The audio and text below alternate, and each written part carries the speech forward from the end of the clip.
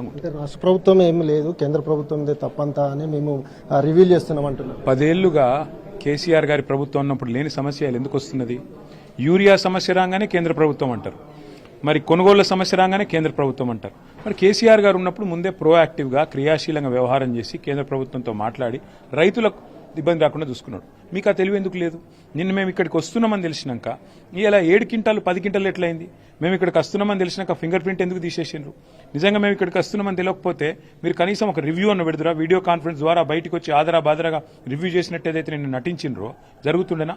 అందుకే అంటున్నాం, మేము మీకు చిత్తశుద్ధి లోపించింది. చిత్తశుద్ధి ఉంటే ఈ పరిస్థితి రాదు. మీకు రాజకీయ ప్రయోజనాలు ఎక్కువైపోయినాయి, రైతు ప్రయోజనాలు మీకు పట్టి లేదు. అందుకే రాష్ట్ర కేంద్ర ప్రభుత్వాల ఇందులో సమపాత్ర.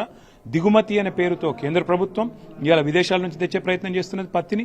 తెల్ల బంగారాన్ని ఇక్కడ పండించే అద్భుతమైన రైతాంగం గొంతుకొస్తున్నది కేంద్ర ప్రభుత్వం. దానికి వంతబాడుతున్నది రాష్ట్ర ప్రభుత్వం. బీఆర్ఎస్ పోరాటం ఏ విధంగా ఉండబోతుంది భవిష్యత్ కార్యాచరణ? 21 నాడు ఆదిలాబాద్లో అఖిలపక్షం ఆధ్వర్యంలో ఇది రాజకీయాలతో నిమిత్తం లేకుండా రైతులందరూ కలిసి చేస్తున్న ధర్నా బోరస్ దగ్గర. దానికి మా పార్టీ మద్దతు కూడా ఉంటుంది. ఆ తర్వాత మిగతా కార్యక్రమాలు పెద్దలు కేసీఆర్ గారి అనుమతి తీసుకొని ప్రకటిస్తారు.